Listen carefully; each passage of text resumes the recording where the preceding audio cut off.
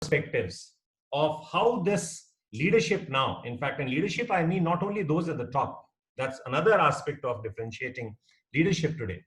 It has now become more and more diffused all across, which means not only people at the top, but every human being now can participate because of this whole social revolution, the technology impacting society, politics, nation at large, rather than just the business.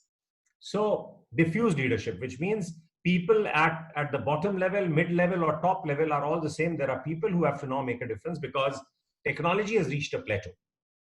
So getting this assumption right sets the context of what will then be the new directions that would be involved.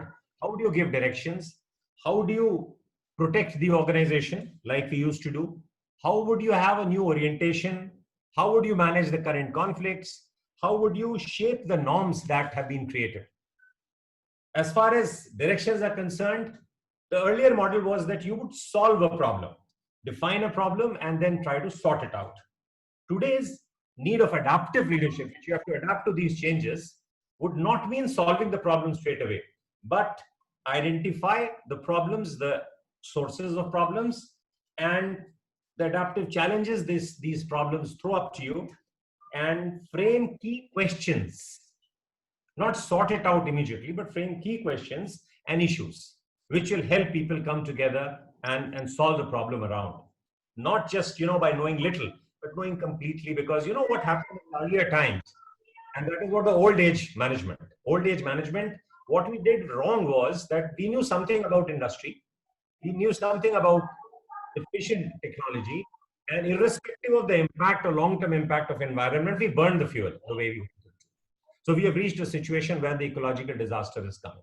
So the new age management require that, we kind of, reconfigure our ways of thinking so that we actually also impact in our day-to-day operations the long-term impact of our decisions. So that's point number one. That's level, direction level. In fact, clarity has to be very different today than it was earlier. Now, protecting, earlier it was required that, organizations need to be protected from external threats, and the role of leadership was around protecting the organization. Now, in fact, the new age adaptive leadership would be that expose the organization to external pressures, and of course within a range so that it can be managed, not open-ended external threats. Orientation of mind has to change. We needed to clarify roles immediately. We were talking of things that need to be settled immediately, now and now. But now the new thinking will be that challenge those current roles and responsibilities that people are holding in the organization. जैसे बोलते हैं ना, आ बैल मुझे मार, वो कुछ न कुछ करना पड़ेगा लोगों को. That means you challenge the current roles and resist the pressure to define the new roles very quickly. Because when in a state of flux, that is where agility, adaptability, and audacity has to be construed, like we have thought through today. But I mean, addressing the first issue first. So managing conflict would mean that, earlier we would think of restoring order immediately, therefore. That restore the order if there's a problem. Now the new age thinking would mean that expose the conflict or let it emerge. Let it emerge fully so that you actually have a long-term solution to every problem that you sort out today. In fact, keeping the old norms need not necessarily be relevant. We have to now shape new norms. In fact, by challenging the existing norms. They have done their job. Now what needs to be changing, what needs to be taken through, what needs to be kept in mind or kept, in fact, in usage or to be done away with. Now, therefore, the technical and the routine role of leadership will now be changing to adaptive leadership, and the aspects would be around that earlier we would manage, say, cost and effectiveness. Now the objective would be towards creativity and empowerment. There was too much of stress around process focused. So the leadership today would be more people focused. There was some element of rigidity of process, that systematically you're doing things. Now, in fact, you have to have a systemic and a more flexible adaptive operations, which means you adapt, upgrade, modify, and gradually change over things. Less of managing for stability.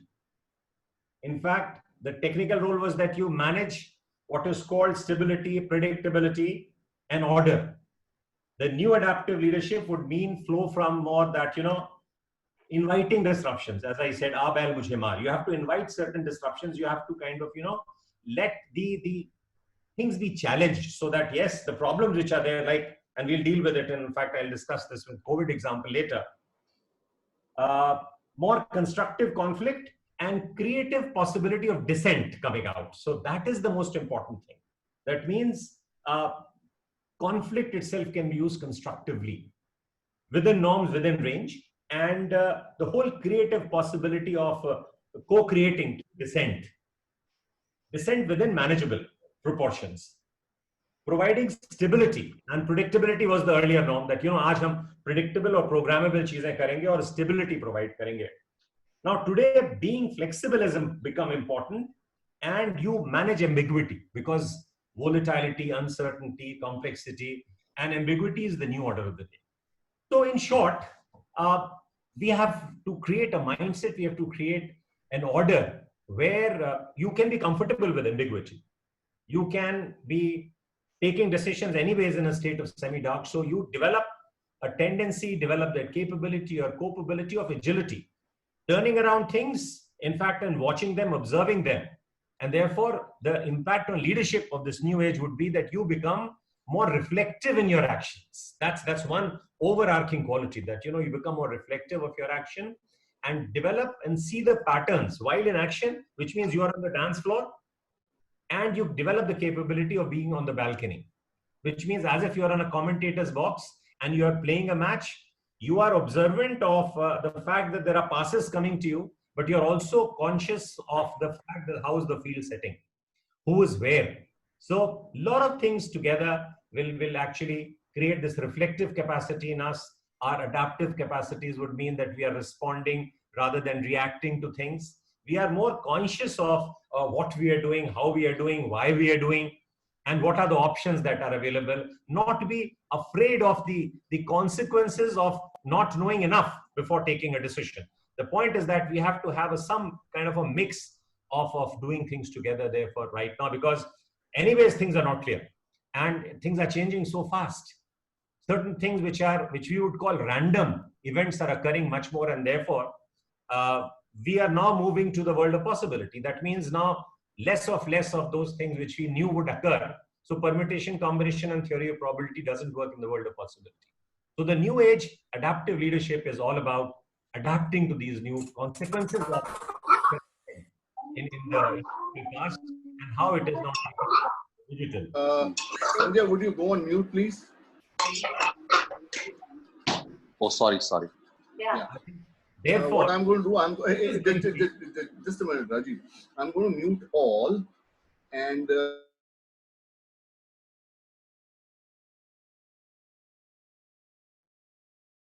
Robin, you are also muted. Yeah, so I said I've muted everybody. So whenever you want to speak, just unmute yourself and speak. Thanks, Haseem.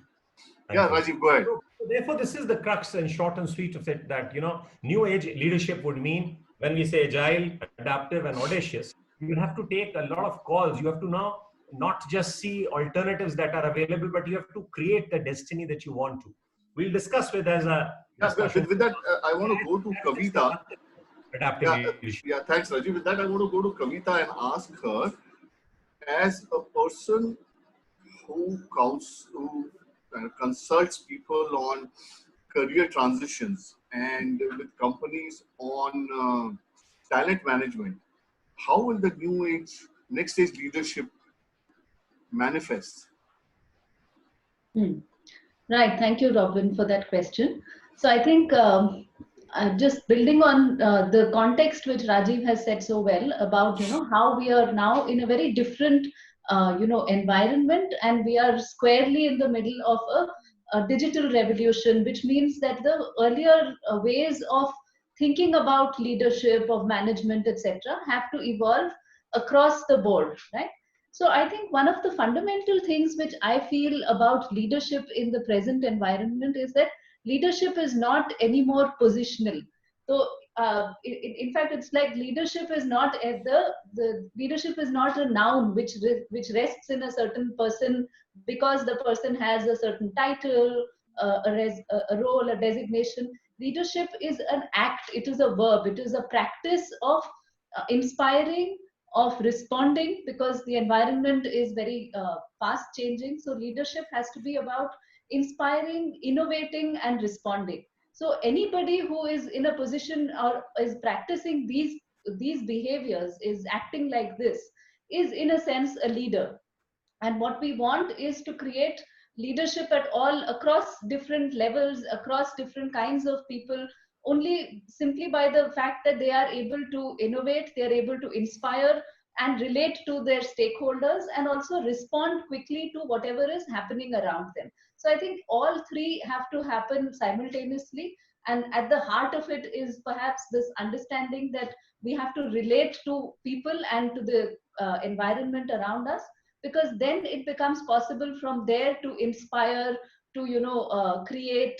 And very importantly, I think leadership now is also about accepting that I don't know. And Rajiv, you were speaking about this, that there is too much out there which we don't know. So leadership rests a lot on that position, or that acceptance and that humility that we don't know. And therefore we have to create that shared space through which we can sense, and therefore create some answers, create some possibilities, and move forward. So I think leadership in today's environment is about starting from this place that I don't know and I will learn. So that humility and that openness to learning, these are I would say, the behaviors of leaders, and the practices of leaders are relating, responding, innovating, and inspiring. Very interesting. Very, very interesting. Thank you, Kavita. So going to Aman, who runs this huge construction company called SBP, the largest in Punjab, has delivered over 5,500 homes in the last 12 years. I would like him to share. So Aman, आपके पास तो अपने बारे में थोड़ा बताइए. Your past history. How did you build up various businesses that you're in, and now to SBP, and how you're building your organization? Where is your focus? Hi. Good morning, everyone. Thanks Good for well, thank you for everyone. And actually, I have started my career in early age, around तकरीबन 17 years का था जब after +2 मैंने अपना career start किया. And at that time I don't have any money in my pocket. So तब बड़े ही लेकिन एक जुनून था काम करने का कि अभी अपने आप को एक बिजनेस डेवलपमेंट की ओर लेके जाना है. तो इनिशियली इसके अंदर ही आफ्टर +2 ही मैं बिजनेस के अंदर चला गया. उसके बाद मैंने कॉरेस्पॉन्डेंस ग्रेजुएशन किया, मैंने MBA किया. उसके बाद तो आफ्टर काफ़ी लॉन्ग जर्नी के बाद, काफ़ी डिफरेंट बिजनेसेस के अंदर एंटर करने के बाद इन 2005 आई स्टार्टेड लोगों के घरों की रेनोवेशन से मैंने अपना करियर स्टार्ट किया. तो वहाँ पे करियर स्टार्ट करने के बाद 2008 के अंदर मुझे फर्स्ट ब्रेक थ्रू मिला जब मैंने SBP को अप्रैल 2008 के अंदर हम लोगों ने इसको लॉन्च किया और हम लोगों ने इसको स्टार्ट किया. अडेप्टिबिलिटी इज रॉबिन बेसिकली क्या है कि इट्स अ लॉन्ग जर्नी. अगर आप बात करेंगे इसके अंदर काफ़ी चैलेंजेस आते हैं. जब हम एज ए लीडर की बात करते हैं तो सबसे बड़े चैलेंजेस हमें अपने अंदर जो लीडर्स डेवलप करने हैं उनके अंदर बहुत बड़े चैलेंजेस आते हैं. और स्पेशली रियल एस्टेट सेक्टर के अंदर एक बहुत बड़ा चैलेंज रहता है कि आपको अच्छे लीडर्स की जो अवेलेबिलिटी है, जब उनको डेवलप करना थोड़ा सा चैलेंज रहता है अदर इंडस्ट्री से अगर हम उसको कंपैरिजन करते हैं. तो इतनी लॉन्ग जर्नी के अंदर जाकर के आज अब 10 years लगे मुझे कि अपने नीचे सब लीडर्स को डेवलप किया, उनको अपने आज मैं ये कह सकता हूँ कि उन लोगों को डेवलप करके. तो इतनी लॉन्ग जर्नी के अंदर बड़े रिसेशन भी आए. तो ऐसे रॉबिन काफ़ी एस्पेक्ट रहते हैं जिनके अंदर एक लीडरशिप का एक रोल रहता है कि उन सभी रेजिलेंट होकर के बाउंस बैक करना पड़ता है उनके अंदर. तो अपनी टीम को अपने ड्रीम के मुताबिक अपनी टीम को डेवलप करना और उस ड्रीम के लिए अपनी टीम को बिल्ड करना, तो ये करियर रहता है. अभी जैसे हम आफ्टर 12 years हम लोगों ने कंस्ट्रक्शन की टेक्नोलॉजी के अंदर भी काफ़ी एडवांस हम लोगों ने इम्प्रूव किया. एंड रॉबिन, जैसे अभी आप बात कर रहे थे कि अडेप्टिबिलिटी, एंड आप बोल रहे हो कि आपके माइंड में क्या चल रहा है. जैसे अभी कोविड चल रहा था तो वी हैव डिसाइडेड, हमें लग रहा था कि अब रियल एस्टेट के अंदर काफ़ी बड़े चैलेंजेस आने वाले हैं। तो हम लोगों ने क्या डिज़ाइन किया कि हम लोगों ने एक न्यू फूड टेक्नोलॉजीज़ के ऊपर वर्क करके न्यू डेवलपमेंट स्टार्ट कर दी। तो जितना भी हमारा स्टाफ था, जैसे उनको उनके लिए हमने नया बिज़नेस ही डेवलप कर दिया हमने। तो सारे जितना हम लोगों ने स्टाफ को हमने वहाँ पे हमने डी-रिक्रूट करना था, उनको हम लोगों ने अपने डिफरेंट बिज़नेस के अंदर रिक्रूट कर दिया और उसके अंदर काफ़ी प्रोग्रेसिव चल रहा है और वी आर होपफुल कि उसके अंदर हम लोग वर्क कर रहे हैं। Very nice. So COVID से फायदा हो गया actually. बहुत ज़्यादा। Yeah, that's called adaptable and audacious. That's right. Thank you. Thank you. Boy. So that Robin, I would Yeah. like to add, it is Yeah. disruptive also. Because Yes. the business which Aman is trying to build has done two things. One, it's a disruptive thought. Second, Yes. he's also able to retain all his team members. Yes. Means he has not to fire anybody. That's an amazing thing he has done. Yes. Yes. I got that. He said rather than de-recruiting, he kept everybody. Yeah. Thanks. Thanks. Okay. So the other one has, looking at it from the technology point of view, now technology has created new jobs that were once the realm of science fiction, like we used to see in Star Trek and various science fiction movies, right? And a work paradigm where organizations break down silos, redistribute decision making, flatten the corporate hierarchy into connected networks, and that's becoming the norm. So how will this next stage leadership address these new ways of working? And it has been accelerated because of COVID. Rajiv. See, I think, Robin, it's very important that we understand that, if you look at from adaptable leadership point of view, in fact, and as a change and a transformative proposition. So what is COVID actually? It's one of those changes which has been imposed on us without our wanting it. That's for sure. It is a change which is imposed on us. It's not something that we were knowing, in fact, and we were voluntarily, creating that kind of a change and transformation, which is the need of the hour anyways to make adaptive leadership work in this context. So what are the implications of this? When there is a COVID kind of a crisis, or I would say a change that's imposed on us, is that it's come without choice. It's actually unexpected. We couldn't have actually anticipated it, even if we were trying to say that there's a volatile, uncertain world, randomness, but we didn't anticipate, or we could not anticipate this kind of a crisis coming in where the whole world would come to a standstill. So, and there were other such kind of, crises earlier also, but never at the level, at the scale at which our response was because of the peculiarity of this infection. So that was sudden and unexpected. It was dramatic. It came to us as a lightning bolt. So these are the impacts, because adaptive leadership में हम कितना adapt कर सकते हैं, क्या capability हमारी ये सामने आ गई है. I mean, it's not that COVID is creating a crisis or broken the system, but it has actually kind of exposed a system that was gradually breaking anyways, because it has brought to the fore that how inept you were to handle if such a crisis would have come. And this is still one COVID incident. There'll be many such incidents now, for which we'll have to keep ourselves prepared. So the dramatic impact, came with a lightning bolt. Now it was like rapid fire; it went out of control. Therefore, because of the fact that our response was not clear about what to do, how to do it. Our understanding was less. So we were all exposed to this certain rapid fire around things going out of control. So it was like more of a problem creating scenario for us. So how would you meet out this crisis? How would you come out of it? Immediately, people lost sense of balance basically as to what to do. So it was all sudden sense of panic, which is very natural. And it disrupted above all our routine. Now, therefore, people now become reflective. They become kind of, impacted by this sudden outbreak and not knowing what to do. So it was like, a crisis that is in terms of, अगर हम बोलें कि transformation के point of view से अगर हम COVID को देखें, जो आपने बोला, COVID kind of एक तरह का awareness हमें आते पहले कि this is a problem. We are angry. We are depressed. Gradually now we have started accepting that we have to live with it. This is the new normal. And there's no way out. We have to respond to it. There's no point.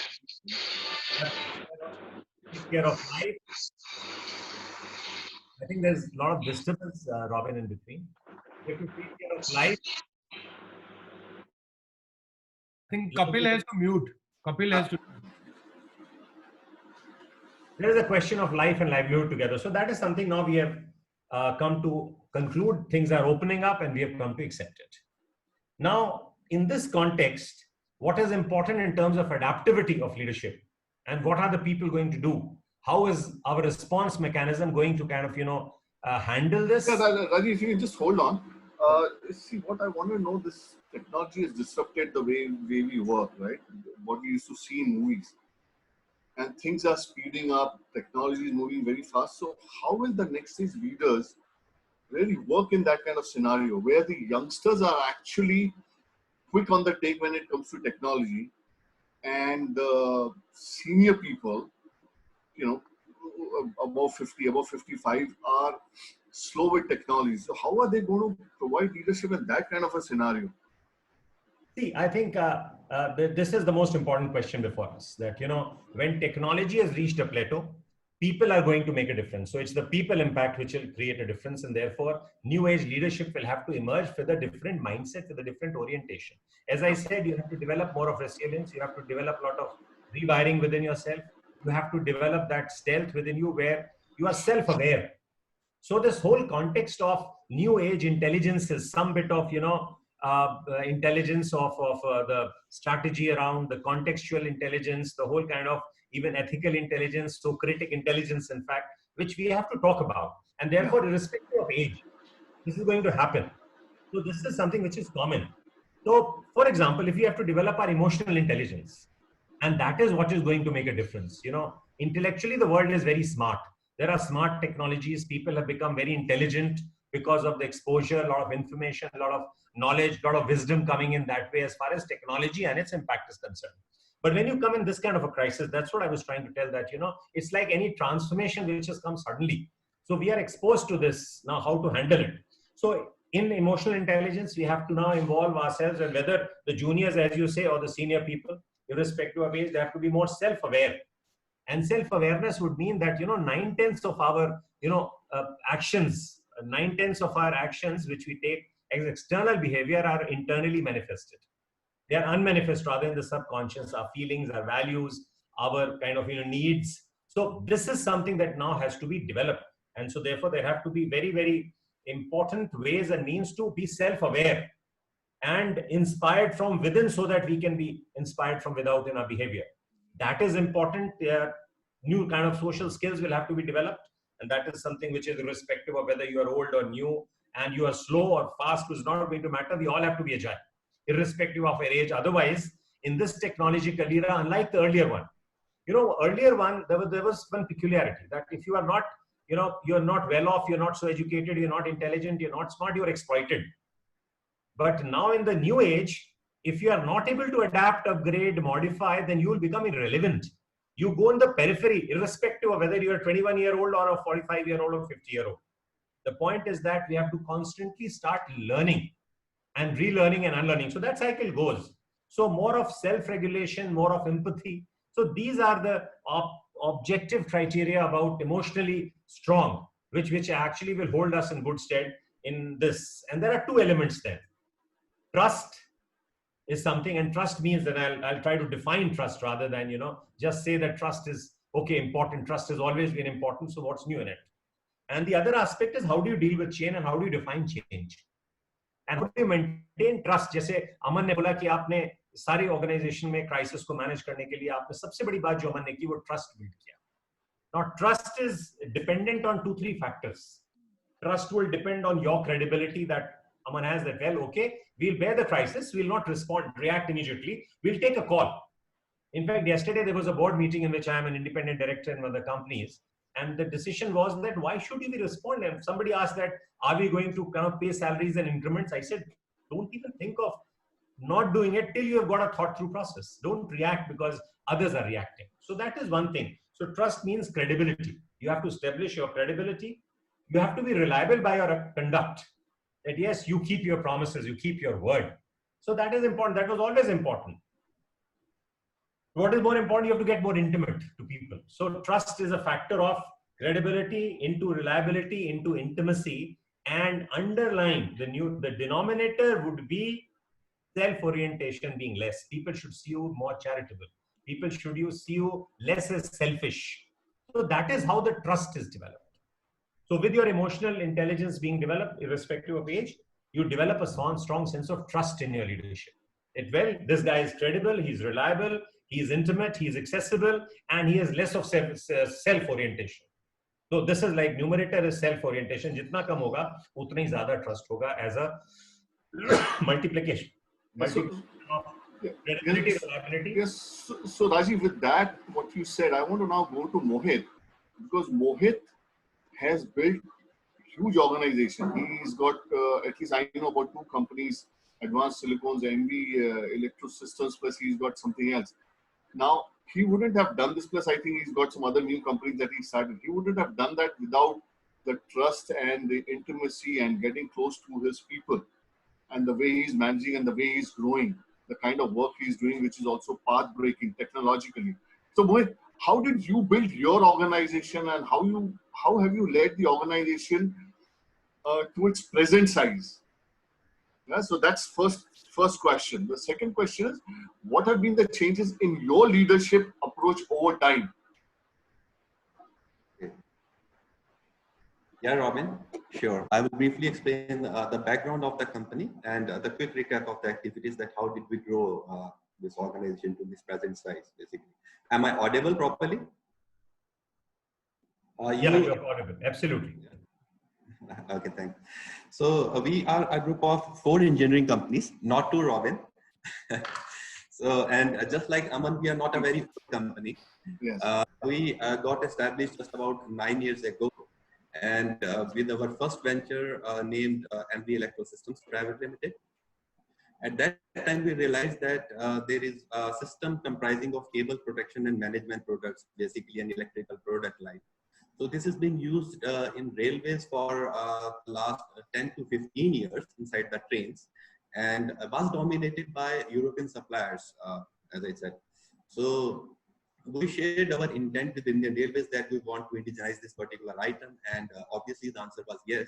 But they also shared a pain area that they want to improve certain safety features, safety features on electrical side, and that's how they want the new product to be.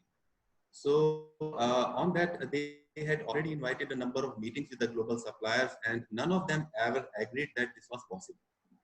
So we found it very interesting and very challenging. So we thought that let us get into it, and in case we are successful, then we will go straight away mainstream, straight away to Indian Railways, supplies to them. And we took it as a challenge, and I think it took us about 10 to 12 months to develop a product that was exactly meeting railway specifications. And for the last now 9 years, it is only same cable protection systems which are being used in all the trains, all the coaches in India. And I hold a patent for this particular product now. And I can proudly say that no other company still globally has this particular technology. Yes, there are 3-4 suppliers, and they are working with our license. I mean, the license which is given by us as technology is shared with them. Right? And subsequently, there were a number of other products added to the portfolio, and we kept growing consistently, and still we are growing in a good phase in MV Electro Systems. Subsequently, a second company which you didn't mention is Prime Electronics, in which we manufacture high ampere current rating connectors and earthing devices, again for railways and certain other niche applications. And then the third venture subsequently was Advanced Silicons Private Limited. Again, that was meant for railways, and that time a cushioning material was the subject, and in fact railways was in a dire need for a good cushioning material. Of late, a certain fire accidents has happened in the trains, and many casualties happened, and the main culprit was found to be cushioning material because of the poisonous smokes that were emitting in fire because of this cushioning material. So again, the global expression of interest were invited, and many global companies from chemical side, from cushioning material side, so came and attended the program. And I can say none of them could meet the specification, the safety parameters or fire and safety parameters that was specified by Indian Railways. And I would say it's still a gray area globally, because even in Europe, the standards they have defined for cushioning material or furnishing material, or in US, I mean, there is no material which can actually meet those properties. So same was the case in India as well. So again, we found it very challenging. So we thought, let us give it a try. So we started it. I think it took us something like 2.5 to 3 years. In between, we got tired many times. We stopped the activity and we restarted it. And by the end of 3 years, probably, so we could develop a product and which was not only meeting but exceeding the specifications. It was so fire retardant that even if you burn it with 1200 degrees centigrade fire, it will not burn. And absolutely no poisonous smoke was coming out of it. And over and above that, the product was so durable that we offered straight away 10 years warranty to railways. You know that amount of vandalism, amount of use that is in Indian Railways today. So we offered 10 years warranty. So Indian Railways was also very excited. So immediately the trials were started. So 2.5, 3 years, trials were found okay. And now you can see many large number of trains, coaches with our cushioning materials running, and it is growing, and we'll be exporting it very soon.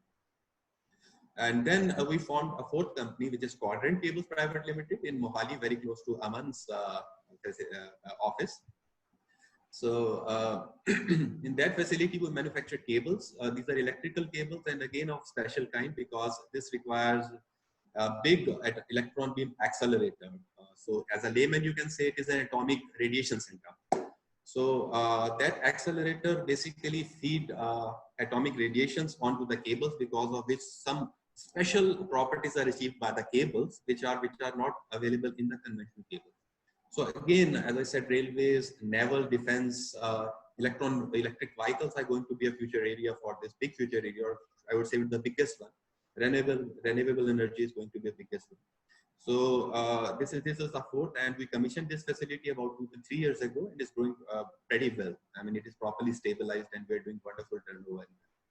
So collectively, at the moment, we are doing about 500 crore and about 600 direct employees on board. So I think that's it about the introduction part. And subsequently, yeah, you mentioned about the second question, that how did that leadership, or I would say the working style, change in the company, right? Yeah, the change in leadership across over the years. Yeah. So I would say, I won't say that it was a conscious leadership, but you can say unconscious one, and it actually changed with time as we encountered problems or situations like that. So we started with a very conservative approach in MV Electrosystems, because we thought that we are making a rocket, because we were doing some kind of R&D. So we were very conscious about the fact that this information should not leak. I mean, so that it should not go to competition and all those things. So yes, we had, even at that time, we had a good number of employees, but their role was limited to only, we were assigning some kind of work to them. And it was expected that the work is done in line with the requirements, and that's about it. So then subsequently, many new products are added, many new projects are added in MV Electrosystem. We started Prime Electronics after that. So the system became quite big, and all the activities were very difficult to be monitored and managed. So then we decided to let us start, delegating responsibilities or delegating functions to the employees, instead of just assigning small works to them. So that's the time we, when you say we changed from assigning of work to change of or delegation of responsibilities or function to the employees. That was a slight change in the approach. And then we realized that there is a change in the marketplace, that the advancements in various areas are happening very fast as compared to before. Earlier we used to have a product specified in Indian Railways, then we can enjoy it for 10 years, 15 years period. And now it was not like that. I mean, even in Indian Railways, government organization, the things were moving very fast. And every now and then you were inviting new technology expression of interest. So we thought that we need to progress also very fast ahead of competition, or maybe in line with the market, what is desired. So we changed our approach, and we started giving freedom to our employees. So we said that now you can consider yourselves as an owners of the company, or the directors of the company, and you are free to take your own decision. But please consider that you have to take it as your own company, and then you have to take a decision. No need of asking us, no need of, yes, there were obviously risks involved, but they were very minuscule, we realized, as compared to the stakes involved when it comes to the final goal. So again, there was a change of working style. We gave complete freedom to them to take decisions without asking us, so that we get more time to go more faster. So again, that was changed. And of late, I think last 1-2 years, we are finding a peculiar problem in the marketplace, that the rate of advancement is become so fast that even that is not working. We are not coping up with the pace in which the market is moving. The technologies are evolving very fast. Something like 2 years ago, we decided that we will come up with a product called propulsion system. Basically, this is a very prestigious project, and this is called as the heart of railways. Any train basically. So we decided to start, and we thought that it takes, as usual, 2 to 3 years time to develop the company, build the infrastructure, nurture the employees, and then prototype testing, and then we will start the supplies, churning out supplies from our factory. And then we realized that there were 2 or 3 conflicting technologies that were being developed. And then we thought that if after 2 to 3 years, if we develop the product, and subsequently or immediately after that, those 2 technologies are adopted by railways or global railways anywhere, then I think the whole investment will go for a toss.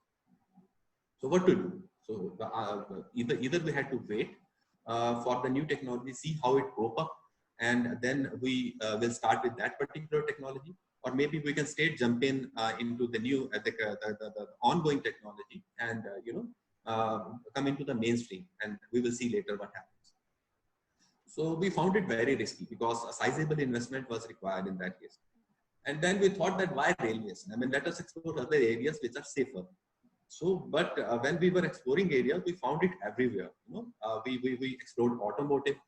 Earlier, you used to have petrol and diesel engines. Any company, any ancillary, if you want to become, you just develop a component and you start supplying it to the automotive major. And in case if there is some advancement or change in specification, you just change the specification and start supplying using the same facility. There was no drastic change in technology. But now you have new technology change. You have e-vehicles. What to do? So we thought that is an e-vehicle again is a futuristic this thing. So let us start with some component of that. So we thought that let us start with a battery, say for example. So while we were working on a battery, so we realized that there was a neighbor who was working on the same battery and with a different technology and offering much lesser charging time than our battery. You're talking about a laborer. No, neighbor. A neighbor, okay. Yeah. So we thought then again, let us wait for maybe 1.5 years, see how it copes up. We will straight away start with that. Or maybe we can jump in it with our existing technology and let's see what happens. And then we waited for a year. And after a year, we found that there were 10 conflicting technologies globally being worked on. And each and every technology has its own advantage. So we were very sure that one out of that technology will take away our business. So the answer then, we try to find an answer. See, it is everywhere now, even in real estate. So we thought that the only answer to this is speed, and that we realized it or we learned it from a Chinese company, because we found a company which was casting something like 3 stories in a single day and completing a project in 3 to 5 months time, giving a big high-rise building, delivering it and recovering its investment, and it is done. So we thought that why to wait for 3 years? Why can't we do it in 5 to 6 months or in a record time? And let us jump into it, recover the investment, and then parallelly, you need to have an innovation center which will be straight away parallelly working on the future technology. So we made this particular as a working style. So we developed an innovation center. Recently, we developed an R&D center here, and with the employees from different backgrounds, right from software to electronics to electrical and chemical, all those places on engineering side. So they are working on the future technologies, while we are bullishly working on completing the targets, the delivery targets of the existing technology, so that when we get into the system, so that by the time new technology is conceived, we are considered as a serious player by our customers basically. So that is very important. Otherwise, you are again lagging behind all this. So Mohit, the thing is, while you were doing all this, what was the change in your leadership approach with all these things happening? Like you said, you gave accountability to other people. Yeah. And told them to take a risk, make decisions on their own. Right. Yeah, that's a Right. big thing to do. Right. So I can hear that along with what Aman and Rajiv talked about trust, you also Right. kind of gave them a free hand to go ahead. Very right. Very right. Very right. So I'm coming to that, but just before that, I was the point I'm trying to say is, when we're speaking, saying about employees, it's my perspective could be wrong. I can foresee that the term employee. I mean, you will very minimally find this particular term in future. That's just what my perspective is all about. I can foresee the speed with which the world is progressing. I can see in next 3, 5 years, 7 years time, you will see only two different kind of entities which will coexist. One will be the kind of companies which has capital, which has a brand equity, or which has an innovation center to conceive ideas. And other one will be only entrepreneurs. They can be service providers, or they can be professional like chemists. You can be process engineers. They can be IT programmers, etc. Now you have conceived an idea. You conceived an idea, so you now don't have time for 3 to 5 years. So simply you will rush towards channels like LinkedIn, and you will browse through pages and find a specialist in those areas, and you will bring them on board, and there will be a contract which will be signed, and they will deliver, and they will go and they will complete the project in record time, which is not possible with your conventional employee system. And you get into it. And within the next 2 to 3 years, 4 years time, when the technology changes, then you will need employees with different skill set. Again, those employees with previous skill sets, yes, I'm not saying that they will be phased out. They will be using their skill set for different applications, but you would need certain other employees with other skill sets, other service providers. So immediately there will be a contract will be signed with those service providers. So as I said, that your entity will be just working on conceiving an idea and also finding the relevant service providers, because if you hire say an electronics engineer or a metallurgy engineer to build the solar panels, and after 2 years you see that your team is something like 100 with 100 R&D engineers, and after 2 years you realize that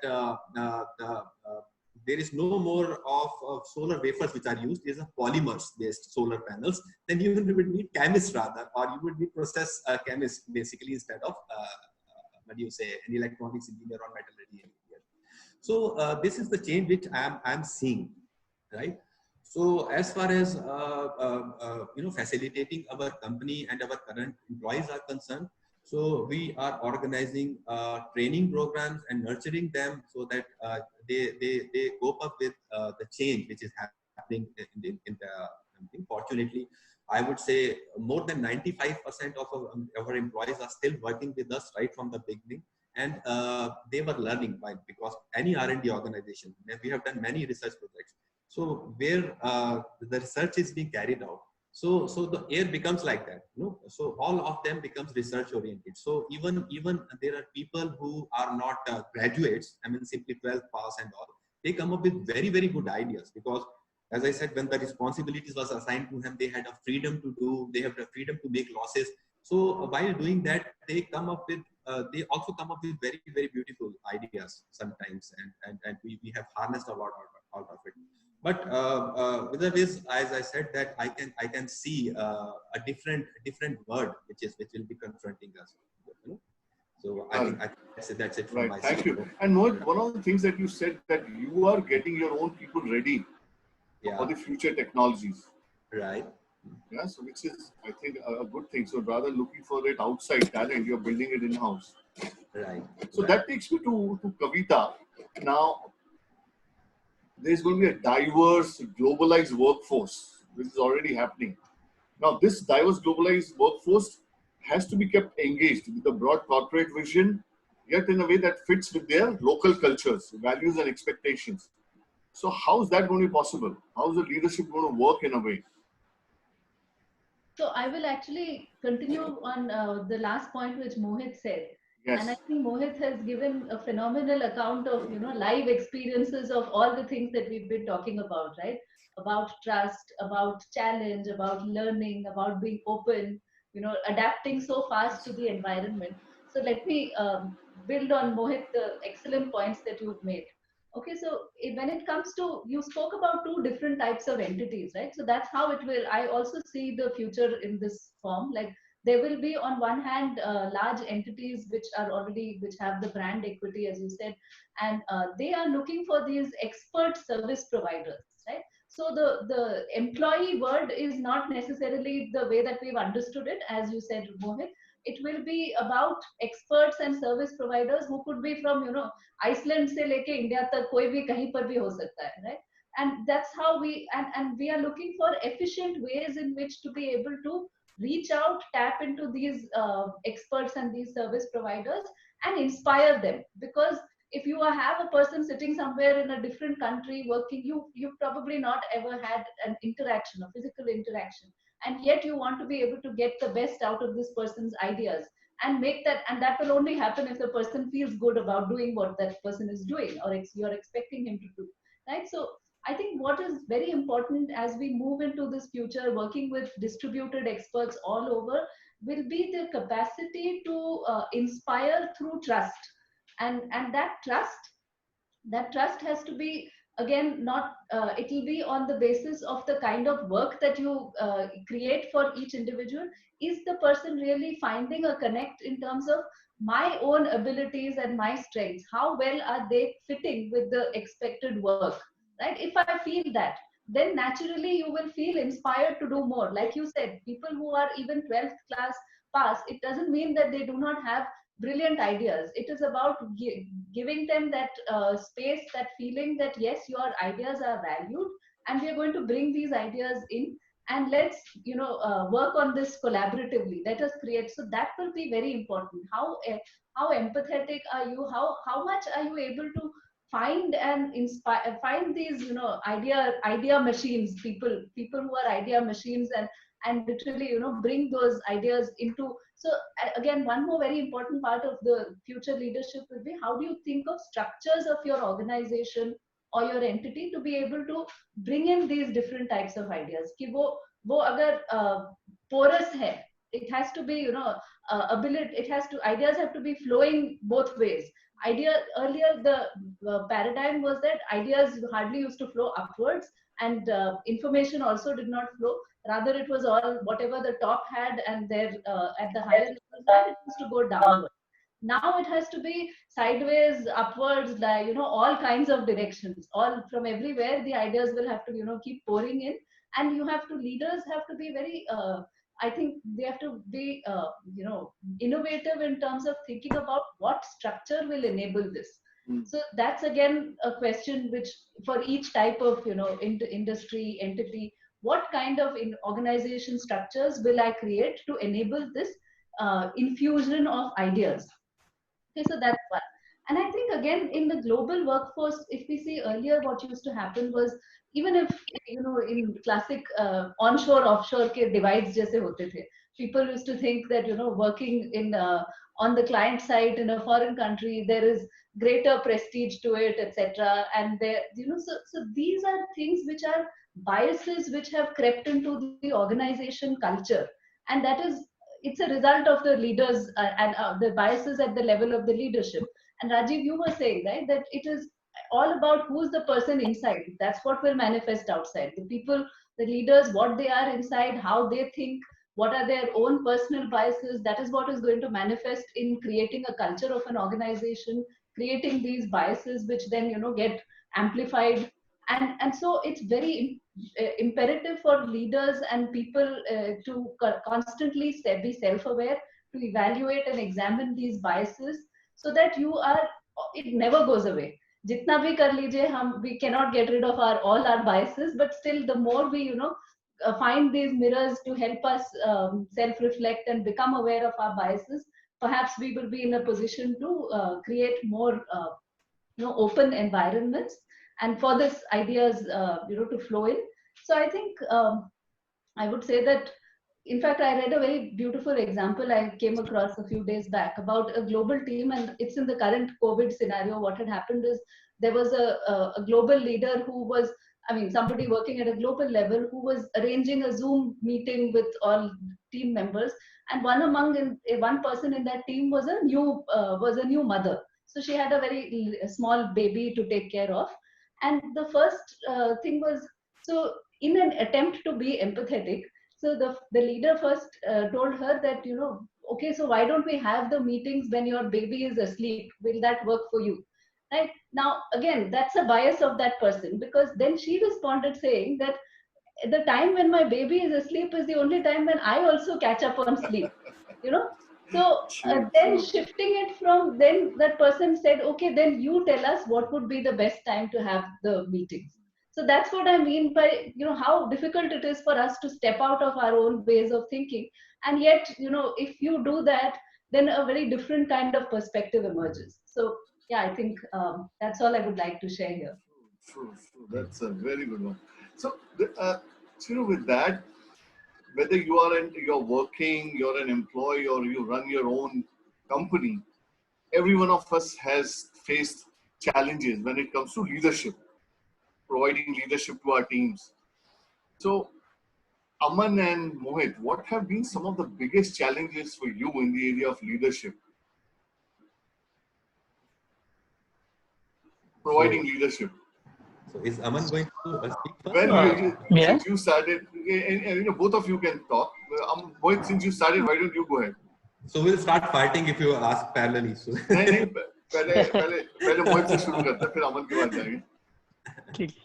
okay, when you say challenges, obviously there are challenges in every area, I would say, Robin. But for a company which is into R&D and usually a research projects take something like 1 year to infinite time, or maybe some of the times you end up not getting in anything. So a research project sometimes becomes very, very tiring, and the entire team in the organization start getting discouraged. So whether we are going to get something out of it or not, I mean, whether we are be rewarded or not, basically. So over a period of time, and you start with immense strength, immense enthusiasm, but over a period of time, it starts breaking down.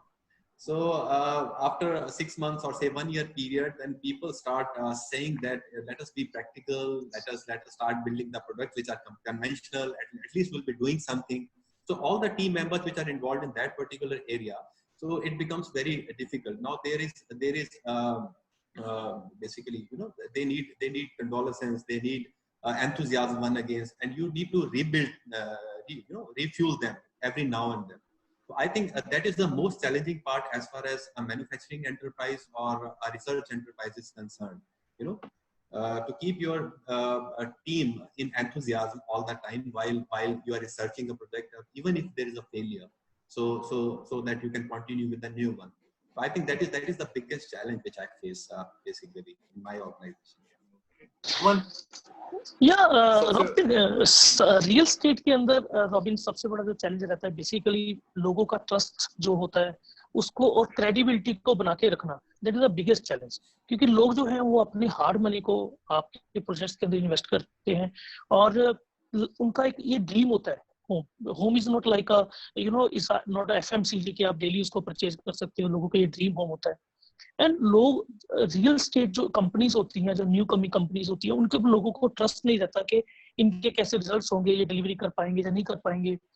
तो इस तरह के काफी बड़े बड़े challenges आते हैं जिसके अंदर जब हम ब्रांड बिल्डिंग की ओर जाते हैं तो इस तरह के काफी बड़े चैलेंज आते हैं जहाँ पे लोगों का ट्रस्ट में एंड क्रेडिबिलिटी बनाने के अंदर बहुत बड़े चैलेंजेस फेस करने पड़ते हैं, specially in real estate.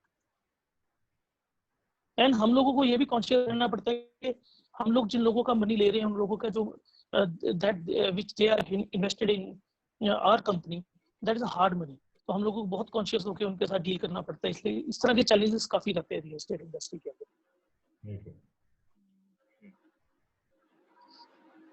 Yeah, so with that question, Kavita, one of the thing we want to look at is what does leadership look like in an organization where aging baby boomers, accustomed to a top-down management style, like all of us have been top-down management style, and we are working with feedback-hungry millennials, from down who want feedback like every day, something done Boss, why don't you tell me how I did? Boss, why don't you tell me how I did? Whereas we were, if boss tells you once a year feedback, that's good enough.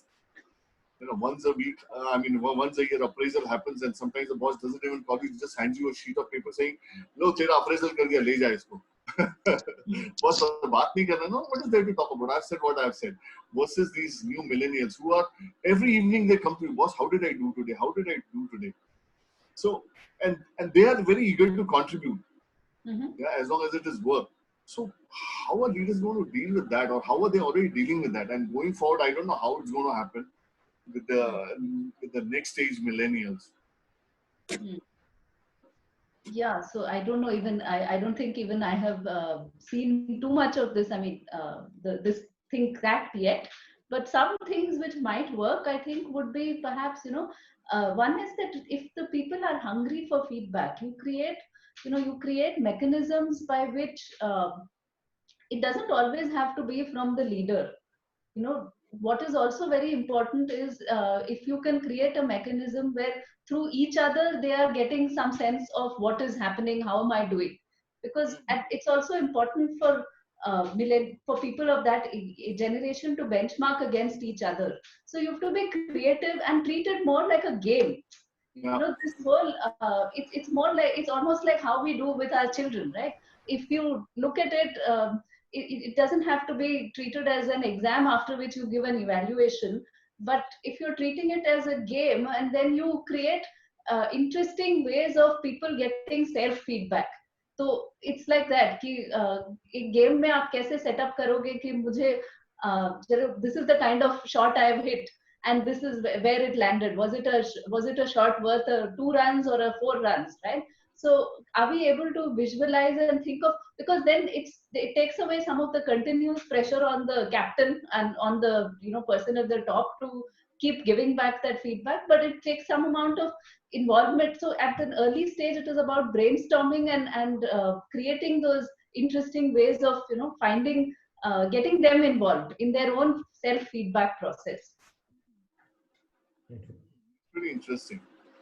So Rajiv, so how is this leadership going to shift in the business environment where rapid technological change has exponentially shortened the shelf life of products and processes, what you were talking earlier, and where time does not wait for good ideas? That's what also you said earlier. It's, the time is kind of crunched. Shortened time frame for Yeah, and then problems that need fixing, and to go up and down the chain of command. Yeah. See, actually, Robin, that's very interesting because, and it was very nice to hear Aman and Mohit speak so passionately about what they have done, and it's commendable. See, that is what this whole continual change is all about. See, it has changed the whole mindset. In a conventional sense, when we are doing things that were going at a particular pace, which was like it was going at a predictable pace, and there was some kind of possibility of linearly extrapolating the past. You could draw the trend. Now, what has changed is that, and particularly what Mohit narrated in his journey, I noted down a few points actually, that what he said, that he moved from a position of what was logical and reliable to something that was intuitively known to him was to be validated. So what is reliable and validation is his future. But the point is that he went through that journey. He wasn't only using that deductive or inductive logic that we are used to, but he used a kind of abductive logic of seeing the competition doing it faster so many times and so much of competition appearing on real-time basis. Yes. He was not based on proof of the past, but he was trying to ask what if questions. What if this happens, that happens? How am I going to train my people for the future? I have those R&D people, and now I'll be requiring chemists. So how do I actually adapt, upgrade, modify, and provide them a larger canvas to work? Whereas Kavita said, contingent workforce or experts could also be used. And therefore, you grow their capacity so these people can at least find relevant work. They won't become irrelevant. He never looked for precedents. He was unconstrained by the past. But yes, he was having a kind of a picture of what he has to do, where he has to go, where he has to take his organization to. He could have been very quick in deciding certain things, but he took time. And he looked through various multiple options that he had. Then he was not even concerned whether this is right or wrong, because that is how he started his journey. But he always thought that there's a better way to do it now. So again, it conforms to that design thinking principle that we are used to. He was uncomfortable with how things were happening, but then he was comfortable with ambiguity operating there enough. He was wanting results, but he also wanted to create meaning as a process. So that was what Mohit has so beautifully brought out. And Aman, with his passion, because he was talking about the trust being built and reliability and validation and intimacy, and people see you as customers that, is this credible enough? Is he just working on his operations? So what I was trying to talk about is that once you build this trust, you have a new sense of thinking. You ask what if questions rather than this is right or wrong all the time. So that is how you use design thinking principles. You use a growth mindset to not be, a victim or a captive of your past. Going from there, the change happens in many ways. So that now, even in real estate business, if you see today, it's no longer that brick and mortar. It's all about trust with customers. And this has to be built around new technologies. New construction technology is happening more in construction business. 3D, we used to 3D printing technology. Now we have heard 4D and even 5D coming in, where you use certain products which actually get created and then they get impacted by the pressure or the temperature that is put on them later. So, I mean, this kind of designing, this kind of an offering, when it will be infused in what people like Aman and all will provide to the customers, that will give that value to the change, because the change will emerge what the customers want, what is their desire. And in that direction will things be moved, and the processes will have to be recreated to be customer centric. So the new age leadership has to therefore take into account the desire of the customers, the direction in which the technology is taking them through, and a combination of the processes designed to fulfill the end, not governed by what has happened so far. It's a brick and mortar industry. Things don't work like this. They've always been like this. People will always be cribbing about it. No, you have to build a whole new kind of value creation, and you can't slip back then. So underline here, like in the trust, it was less of selfishness. Here it will be more of slipping back, being less. You don't slip back. You provide for all those backup. So that is what Aman and Mohit, I could gather that, it made a lot of sense. In fact, it was actually new leadership that was being created. But there is one important point which we have to also, to answer your question now, specifically, when things are changing so fast, how will the leadership move? See, it's basically, if you can see the pattern, let's now look at the emerging pattern or the big picture, what's happening, and how our mindset will have to change from conventional to the modern, as I had said earlier, from the routine and technical to the adaptive leadership context. Just look at our worldview changing. So worldview jo hamara change hoga, that belief system that Kavita was talking about, the inner core and then the outer core would be impacted by it. There are 4 or 5 points we have to just look at. The world of possibility, we used to say, was limited or inhibited by given boundaries. Now today we have to go beyond boundaries to horizons which will emerge. We went by the logic of there being inherent constraints in technology. Now today the technology is so disruptive and so great and so mighty that we now think of inherent potential from people and processes and technology also.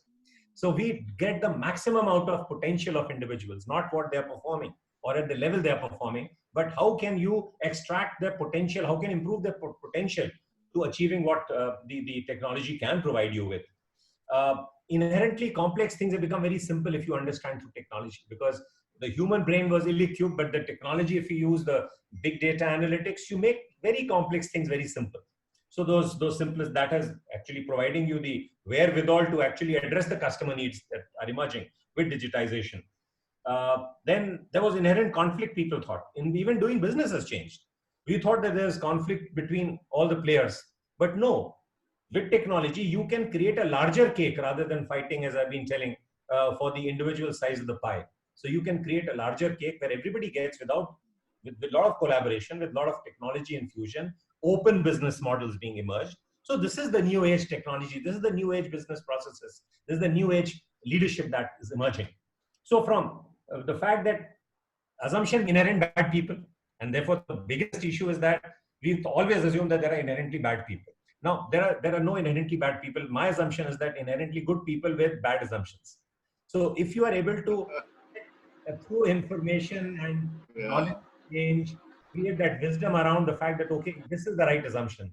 So you put things rather than confront. So that is the context in which the whole thing is changing. Now, therefore, now exactly with the fact that, yes, this is the old way of thinking, the new way of thinking. This was the new belief paradigm. These are the old paradigms and these are the new value paradigms.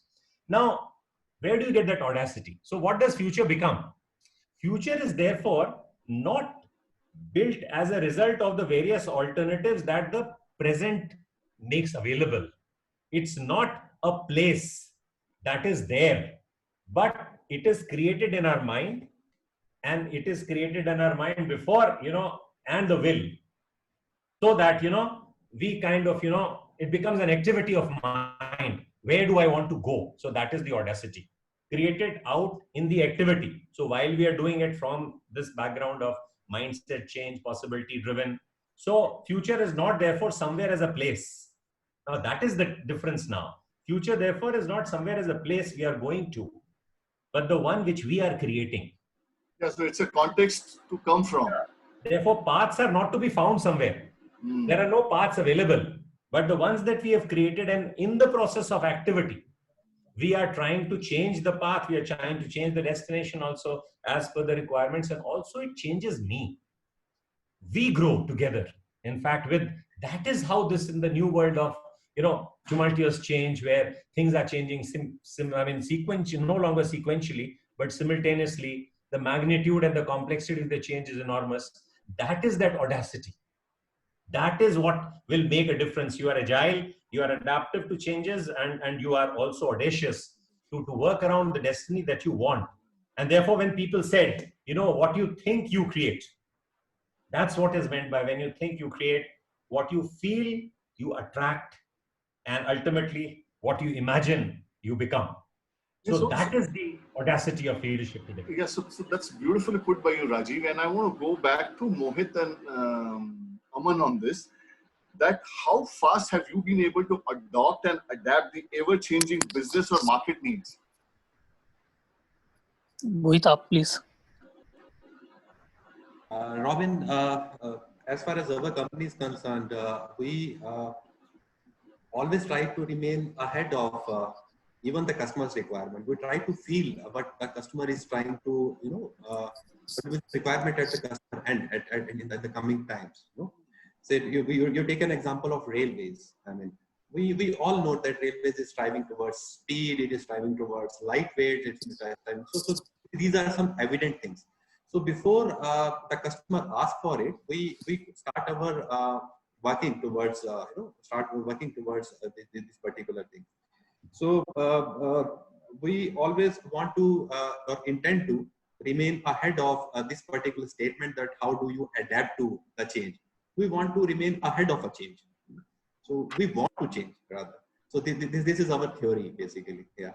Right. So I hear you say that you create a need that the customer did not know existed. You properly explained. Yeah. I think that's really the audacity that we have been talking about, creating a need that the customer did not know existed. Right. And that's what you're talking about, staying ahead of the change. He is choosing transformation. He is trying to create, not as a change, but as what he wills. He wants that's right. to do his activities around what he wants to do. Exactly. And where the technology is going to take us, the market is going to be driven by. I think that's the hallmark of leaders and when successful business people is to create a need that the customer did not know existed. Robin. Robin basically क्या है कि middle, अगर हम middle segment में real estate में बात करें तो उसमें भी लोगों के बिहेवियर और नीड्स में काफी चेंजेस आए हैं. इसमें अभी आज की डेट में क्या है कि जो मिडिल सेगमेंट के लोग हैं वहां भी they are also start giving the value to the live in a community in society and they are looking for the breath space in the society, right. And real estate में भी आज से पहले मतलब अगर टियर 2 टियर 3 सिटीज में बात करें तो 3 सेगमेंट्स के अंदर रियल एस्टेट डिवाइडेड नहीं था. आज की डेट में हम लोग ये फील कर रहे हैं कि लोगों की इस तरह की डिमांड्स आ रही हैं. जैसे अगर हम मिडिल एज की लोगों की हम बात करें, एज फ्रॉम 30 टू 55 60 एज की बात करें, तो they want to live in a community and a society. And अगर हम उनसे पहले वाले एज की बात करें, स्टूडेंट्स की बात करें, तो अभी टियर 2 टियर 3 सिटीज के अंदर प्रॉपर स्टूडेंट हाउसिंग्स अवेलेबल नहीं है. एंड अगर सीनियर लिविंग की बात करें तो जैसे हम पंजाब की बात करें, इस एरिया की बात करें, आई थिंक दिल्ली में भी भिवाड़ी में जाके अवेलेबिलिटी है, तो सीनियर लिविंग की भी उतनी पॉसिबिलिटीज अवेलेबल नहीं है. तो अभी जो लोगों का बिहेवियर चेंज आ रहा है, इनमें तीनों ही एज सेगमेंट के अंदर डिफरेंट कैटेगरीज के अंदर आने वाले समय के अंदर अब काफी चेंजेस आने वाले हैं और हम लोग इसको अडॉप्ट करने के लिए initially we have already started working on this. हम तीनों ही डिफरेंट एज सेगमेंट के मुताबिक सोसाइटीज को डेवलप कर रहे हैं और इन चीजों को मार्केट के अंदर प्री असेस करके इनको लाने की प्लानिंग्स कर रहे हैं ताकि लोगों की नीड्स को पूरा किया जाए, उनके डिजायर्स को पूरा किया जा सके। बेसिकली रियल एस्टेट भी अब 3 एज ग्रुप्स के अंदर डिवाइड हो चुका है। अच्छा, वो 3 एज वाइज भी हो गया, एज वाइज हो गया। अभी अगर आप करो तो पीजी जो है, लोग पीजी लेने के किसी के घर में रहते थे या किसी के अपार्टमेंट में लोग रूम लेकर रहते थे, लेकिन उनके पास वहाँ पे स्टूडेंट्स को जो भी रिक्वायरमेंट है, फैसिलिटीज है, वो टेक्नोलॉजी वाइज है, चाहे वो उनको स्पेस ही चाहिए, चाहे उनको गेम जोन चाहिए, उनको मीटिंग रूम चाहिए, तो इस तरह के जो स्पेसिस है that was not available earlier. But अब इस तरह की जो कम्युनिटीज हैं वो मार्केट के अंदर डेवलप हो रही हैं और न्यू मतलब वेंचर्स ओपन हो रहे हैं मार्केट के अंदर इससे। I mean, old age is also old age home. Senior living is also. Senior living. पहले लोग थोड़ा शर्म करते थे कि सीनियर लिविंग के अंदर लोग जाके रहेंगे तो दे फील शाय, और उनके पेरेंट्स या उनके जो बच्चे थे वो भी अपनी इंसल्ट फील करते थे सोसाइटीज के अंदर। लेकिन अब वो एक ट्रेंड चेंज हो चुका है। बेसिकली दे अगर parents are living alone, they prefer to live in a society with the same age group. See, you wanted to say something. I'm saying, you know, it was great. I'm meeting, listening to Rajiv and Kavita for the first time, and I'm sure they are experts. That's why they are on your forum. But I would like to mention, you know, I've been very fortunate to work with Mohit and Aman for the last few years. And while we are talking about this leadership, I just want to mention one small thing, that these two guys, you know, whatever we have been talking about leadership and other things, and Aman mentioned about, you know, changing the trends, and Mohit mentioned that we don't wait for the change, we are ahead of the change. I have witnessed this in both of these leaders, you know. Yes. And 3 things which are very critical, which will always be there, and I've witnessed with these guys. One is the agility. Second is the daring. You know, leaders need to be dare. Leader needs to be agile, right? And then they need to be, you know, something bigger than, you know, visualizing future. You know, how not thinking that what will happen in future, but actually creating future. Creating new things. These two have done, and I've been very fortunate. Whenever I meet them, you know, I end up sharpening my own pencil also. So I think these are the leadership things which will not go anywhere, and they should always, you know, remain in all leaders today, yesterday, or tomorrow. You know, that is important. Absolutely. And disruption, of course, you heard about that from everybody. So great. I enjoyed. True. Yeah. And now I want to give it open to all the other participants who are watching this live conversation. If you have any questions of the 4 people, that's Mohit, Rajiv, Kavita, and Aman, please go ahead and ask. You can unmute yourself and ask the question. Go ahead, please. Rajiv sir, good morning. This is Dheeraj this side. Morning. Yeah, Dheeraj, go ahead. Sir, I've been hearing a lot of things. It's been almost 1 hour and 20 minutes. A lot of questions were there in my mind, which I in fact wanted to, and it's an opportunity to seek those answer to those questions now. Yeah, go ahead. Sir, in one case when you spoke about adaptive leadership, you brought in an element of trust. Now, for creating that trust, I see three elements into it. One is credibility, respect, and fairness. Anything about fairness you would like to state here, as far as adaptive leadership is concerned? How do an adaptive leader or a leader, the next stage leader, has to see fairness in the context of business and society? Fairness is inbuilt into your credibility and reliability, and your kind of affinity, what I talked about, in fact. And the more and more less you show the other person being more kind of important, in the sense that you are actually addressing his needs. So, and less of self in it. That is how you build trust. So trust is not built in a day like Rome. It's built over a period of time. And therefore, fairness has to be the hallmark of your behavior. And that fairness will come from out of your own, you know, introspection, your belief system, your own feelings. That is something within you.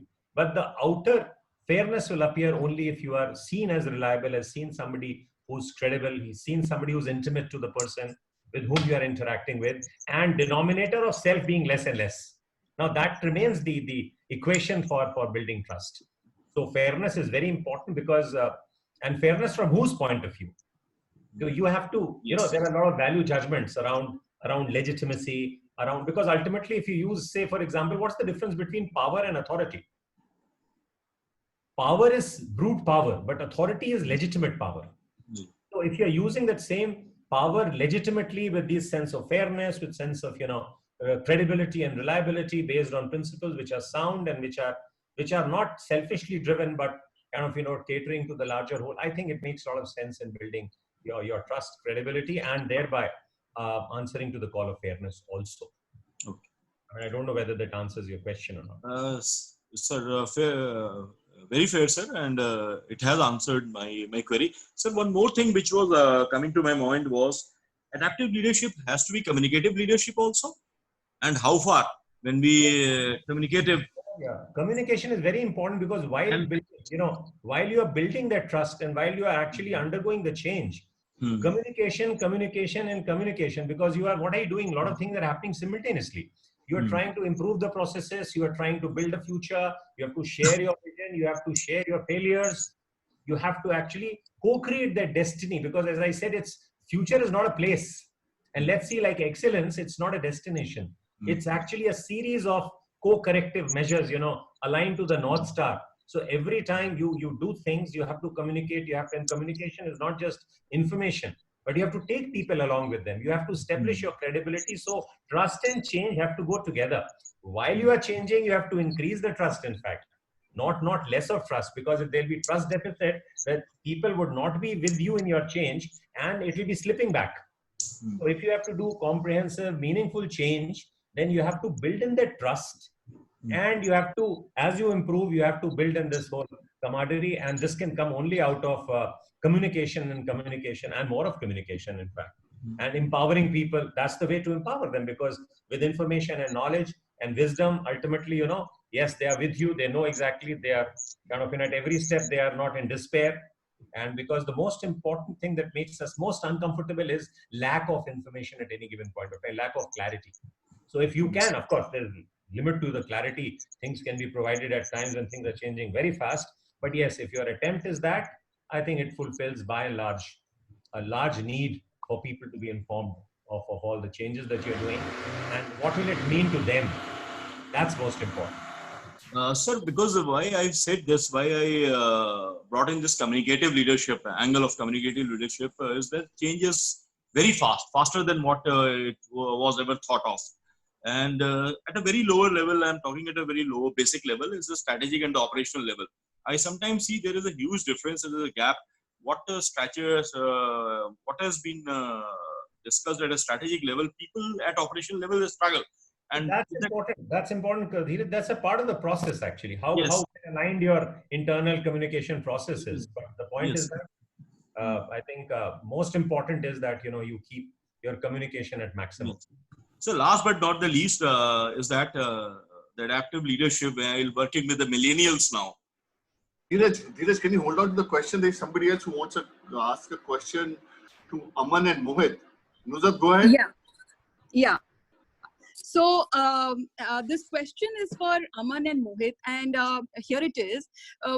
We spoke about, empathy, and Rajiv spoke about empathy, and I think there was a discussion around that. And so my question here is that in the current scenario and the next couple of months and maybe a year, with centralized making in organizations like yours, and while you are re-articulating, the economic scenario and reworking on the financials, etc., the way economy has taken a hit, how do you kind of balance these two parts? Empathy with employees and decentralized decision making that will come in place, the reworking of the financial parameters within the organization. How do you plan to do this, Mohit and Aman? Yeah, good afternoon, Nuzhat. Very valid question. Right from the beginning, not after we have encountered this COVID phase. Right from the beginning, we are of the view that we have to remain a kind of cash-rich company, because most of the conventional companies you will see, they will be operating hand to mouth. I mean, capital they will have, they will always try to invest in building new infrastructures, or investing it somewhere. So that's the working style of usual conventional Indian companies. So we always try to remain a little bit cash rich. So keeping in mind that there can be a force majeure situation at any point of time. So force majeure is always a key word while we are thinking, while we are devising new strategies, devising new products. So that we always keep in mind, and that helped us in this particular area very well. Yeah, it happened after 9 years time, but we were very fortunate that we maintained this philosophy over a period of 9 years, and our entire team helped on this. We had opportunities, we had money, we could have spent on it, and I think we could have moved faster. But God saved us. I mean, in fact, keeping that in mind, having that particular capital, we are utilizing it now. And we are confident that even if it prevails for, it should not, by the way, but prevail for next 2, 3 years, 4 years time, then we are ready for that. We can confront that challenge also. So that's how. Okay, thank you. अमन, आप कुछ इसमें add करना चाहेंगे? किस तरह से how are you wanting to balance this out? मैं मोहित से बिल्कुल एग्री करता हूँ. हम लोगों ने भी जब 2012 के अंदर रिसेशन ने हिट किया, दैट टाइम हम लोगों को कंपनी के ऊपर भी अबाउट काफी लोन्स थे एंड डेट था, तो हम लोगों ने भी उस टाइम ये फील किया कि किसी भी फेस पोजीशन के लिए रेडी रहने के लिए कैश रिच होना बहुत जरूरी है. तो हमने भी क्या किया कि टाइम बीइंग हम लोगों ने रहते हम लोगों ने भी अपनी कंपनी को जीरो डेट कंपनी बना लिया, जिसके कारण इस तरह के फेजेस को फेस करने में इजी रहता है. Otherwise, it's very difficult. Okay. All right. Thank you. Sanjay, you had a question. Yeah. So I have a question to Rajiv and Kavita. Where we are part of Kalpataru group, and the leadership team, the communication is very powerful and continuous. But yet now we will be starting on 8th, that is tomorrow onwards. What do you advise, especially to our youngsters and millennials? Even Dheeraj also was having the similar question, that how do they really bring a change in their body clock, whatever they have, enjoyed this time, and maybe some of us. So that's a question to both of you. I think Kavita, if you'd like to take it first. Yeah, Kavita should do that. Kavita, you'll have to unmute yourself. Yeah, sorry. So interesting, Sanjay, very different type of question as well. So I think one is a little bit of, as we've been all speaking about, the need to communicate and allow getting people to ease back into what is this new normal, right? So to consider that things will not happen in very discreet, obviously these are things which we understand, but to also bring this out in our communication, that we understand that there has been a certain way of working in the last 3 months necessitated by circumstances, but now we are moving towards this. So to really keep communicating about what is the vision going forward, why is it important to perhaps shift into a new way of working, the body clock also, and again, if there are ways in which people can perhaps make a game out of it. Is there and I keep coming back to this because I find that the more we make work play and make work entertaining, you get much more work out of people there. The real work happens when that work turns into something which is enjoyable and playful. So are there ways in which you can get people to perhaps have a small contest about what is happening, how are people getting to show up on time, or things like that? So small ways in which to make this entertaining, to make it lively, so that people then ease their habits back into what you would like them to perhaps move towards. Yeah, correct. In fact, it was nice to hear that people have enjoyed. So the advice to youngsters would be that keep that enjoyment on. Don't be panicking. Now, once you go back, you have to realize what is the normal that is new and what is the abnormal that is new, in fact, and what was the normal that is continuing. So not that everything is going to change. In fact, yesterday I had the First time I also went out, in fact, and we actually conducted a full-fledged board meeting of one of the companies where I'm an independent director. So, and I found that the whole process is set. I mean, how does that social distancing work around? How do they kind of, use all possible knowledge and resources to bring back to normalcy and ensuring that, one of us don't infect each other. So that is the approach broadly. Now you have to come back to work, see how things have changed, what has changed, what is changing, how has it impacted you? Because there's one thing which I find, in fact, and that's what I keep talking to people about, that, once you get back to work now, after having gone through what 2 months have actually given us, we have all become a bit reflective. That yes, what we took for granted, that, heavens are going to fall if I don't go. A lot of things, processes which have become aligned to the needs, that yes, you can operate also from home. You can have more flexibility. So as HR people, if you are going there, then you must ensure that how you can kind of make life more comfortable for people, safe for people, and address their anxiety and fear. And then, in fact, take them out from, give them the learnings, and then again, because you have to actually again force them into the world which is there. This world is going to be absolutely very different, and that is not going to change. The technology is as disruptive as it was before the COVID. So I think if not anything else, it will become more, in fact, I would say, so more disruptive, in fact, and more anxiety driven. So I think we have to hold that emotional bonds with people. We have to do these things, and then plus whatever comes our way, because the golden rule again is that there won't be too many golden rules available to us. So I think we have to work on constant alignment and realignment, and address things and do those corrective measures, mid-course corrections. So don't go with an assumption. Take things more tentative and driven by the passion to take care of the people, address their anxiety, their fear, life and livelihood both. I think that's where the approach should be right now. I think nobody knows how exactly it can happen. Thank you, Kavita and Raj. Thank you. So, this has been such a lovely conversation, and we could go on and on, but we also have time constraints. People have to get back to their office and work. So there's one last question that I have, and anyone can answer it, and you don't have to answer it today. And all of you who are listening into this conversation or watching this recording, the question is, what would leadership look like if you were not in it? What would leadership look like if you were not in it? Okay, where a leader has no ego, and leader is just being the intention itself. I think, Robin, there is a point that I like to make, because in the context of the future of work, workplace, and workforce that we'll see, and the approaches that we have kind of discussed today, that, that there is no hankering with the past. I mean, things are absolutely anew. There's a world of possibility. You got to move from egocentric, that self-centric, needs, to more ecocentric, which is the larger context of society. That is now going to be the new normal, that, moving from egocentric spaces to ecocentric spaces. And that is how we have to enlarge the vision, the possibilities of our effort being kind of, more, in fact, useful to others and the society and ecology at large.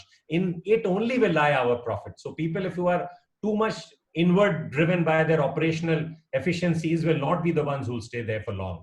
You have to create a societal effectiveness, speed, efficacy, and probity all around in your services and the products that you deliver.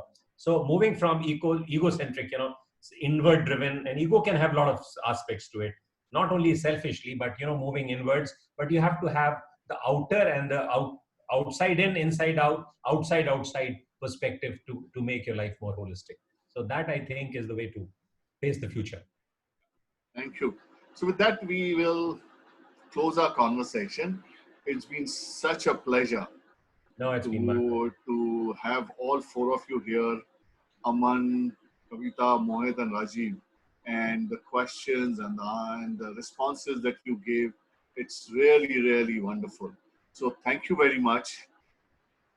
Thank you for this opportunity. It's truly a privilege to have all of you here. And thank you to all the other people who are going to watch this video, the recorded version of it, and to people who are live on this conversation. Thank you. Thank you very much. Robin. Thank you, Robin. Bye-bye. Have a nice day. Thank you everyone. Thank you.